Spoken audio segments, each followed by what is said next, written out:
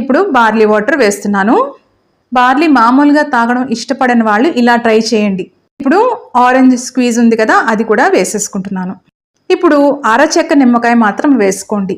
ఇప్పుడు 2 టంబ్లర్స్ అంటే medium size మీరు ఆఫ్ చేశారనుకోండి, అప్పుడు ఒక్కొక్క టంబ్లర్లో మీరు అరచెక్క నిమ్మకాయ పిండుకోండి, సరిపోతుంది.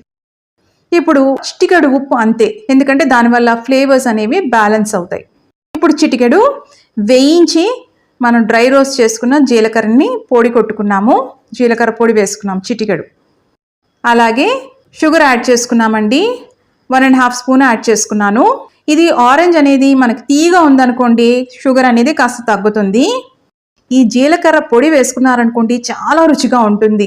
ఇది ఒక టిప్ అండి, గుర్తుపెట్టుకోండి. స్వీట్నెస్ కూడా ఎక్కువ వేసుకోవాల్సిన అవసరం ఉండదు. జ్యూస్ రెడీ అయిన తర్వాత యాజ్ ఇట్ ఈస్గా తాగేస్తే మంచిది. లేదంటే ఒక్క 5 మినిట్స్ మాత్రమే ఫ్రిడ్జ్లో పెట్టుకొని తాగండి, అంతేగాని ఎక్కువసేపు ఫ్రిడ్జ్లో